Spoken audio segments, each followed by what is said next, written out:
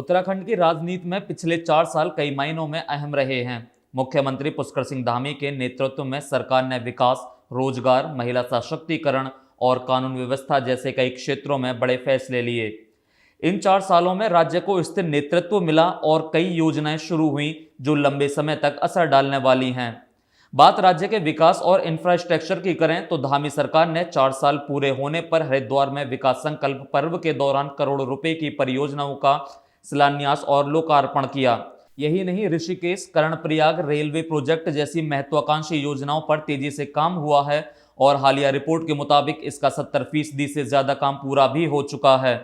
धामी सरकार का दावा है कि इससे पहाड़ों में कनेक्टिविटी बढ़ेगी और पर्यटन के अलावा स्थानीय रोजगार को नई दिशा मिलेगी ताकि राज्य से पलायन को रोका जा सके। हम जहां राज्य का समग्र विकास आदरणीय प्रधानमंत्री जी की प्रेरणा से कर रहे हैं, वहीं अपने सांस्कृतिक मूल्यों और डेमोग्राफी को सुरक्षित रखने के लिए भी हम पूरी तरह से संकल्पबद्ध होकर काम कर रहे हैं। एक और जहां हम प्रदेश का चहुमुखी विकास कर रहे हैं, वहीं सांस्कृतिक मूल्यों का संरक्षण भी कर रहे हैं। मैंने स्पष्ट कहा है कि प्रदेश में कानून सबके लिए है, इसलिए हम धर्मांतरण रोधी कानून लाए हैं, दंगा रोकने वाले के लिए कानून लाए हैं, देवभूमि को अस्थिर करने वाली हर साजिश को हमने चोट करने का काम किया है। मुख्यमंत्री धामी का दावा है कि पिछले 4 साल में राज्य में करीबन 26,000 से ज्यादा युवाओं को सरकारी नौकरी दी गई। साथ ही भर्ती प्रक्रियाओं को पारदर्शी बनाने के लिए सख्त एंटी चीटिंग कानून भी लागू किया गया। युवा वर्ग के लिए एक बड़ा संदेश माना जा रहा है क्योंकि उत्तराखंड में रोजगार हमेशा से बड़ा चुनावी मुद्दा रहा है। महिला सशक्तिकरण को सरकार की बड़ी उपलब्धियों में गिना जा रहा है। सरकार ने महिलाओं के लिए सरकारी नौकरियों में 30% आरक्षण लागू रखा और स्वयं रोजगार योजनाओं को भी बढ़ावा दिया। हाल ही में मुख्यमंत्री एकल महिला स्वयं रोजगार योजना शुरू की गई, जिसके तहत आर्थिक सहायता सीधे लाभार्थियों के खाते में दी जाएगी। हमारे इन कांग्रेसी मित्रों को इनको बहुत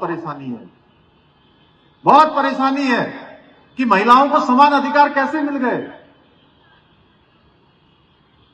इनको आखिर क्या धर्म की आड़ पर महिलाओं के शोषण की खुली छूट देनी चाहिए या इस पर कार्रवाई करनी चाहिए? भाइयों बहनों, धर्म के नाम पर कानून से खिलवाड़ नहीं होने दिया जा सकता है। मेरी सरकार का जवाब है, किसी भी कीमत पर इनके साथ कोई भी शोषण, कोई भी ऐसा काम नहीं होना चाहिए। भाइयों बहनों, उत्तराखंड की पवित्र भूमि पर लंबे समय से विभाजन की फैक्ट्रियां संचालित हो रही थी, जिसे हमने बंद करने का बीड़ा उठाया है। इसलिए हमने मदरसा बोर्ड समाप्त कर दिया। सरकार का दावा है कि लाखों महिलाएं स्वयं सहायता समूहों से जुड़कर आत्मनिर्भर बन रही हैं। कानूनी और नीतिगत फैसलों की बात करें तो उत्तराखंड देश का पहला राज्य बना जिसने यूनिफॉर्म सिविल कोड लागू करने की दिशा में कदम बढ़ाया। इसके साथ ही सख्त भूमि कानून, धर्मांतरण विरोधी कानून और दंगा रोधी कानून जैसे कदम सरकार की प्राथमिकता रहे।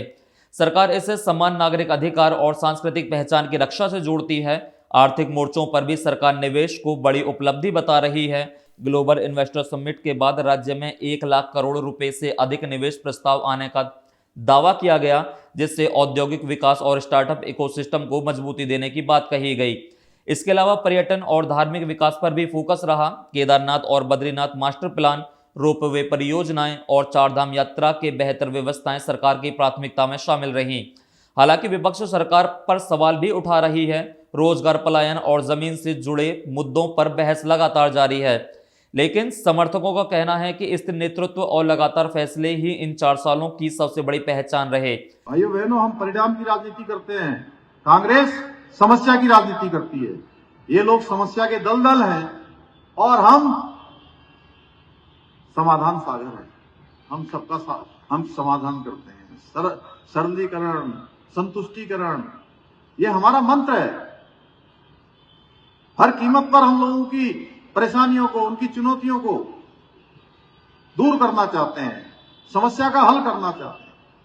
सरलीकरण, समाधान और निस्तारण, ये हमारा मंत्र रहा है। पहले दिन से इस मंत्र को हमने आत्मसात करते हुए काम किया है। भाइयों बहनों, हम समझौता नहीं करते, हम संकल्प पूरे करते हैं।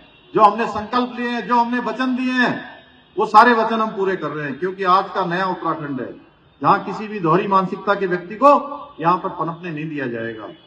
कुल मिलाकर धामी सरकार के 4 साल विकास परियोजनाओं, रोजगार के दावे, महिला सशक्तिकरण और बड़े नीतिक निर्णयों के इर्द गिर्द घूमते नजर आए। अब देखना यह होगा कि आने वाले समय में ये योजनाएं जमीन पर कितना असर छोड़ती हैं और जनता का भरोसा किस तरफ जाता है।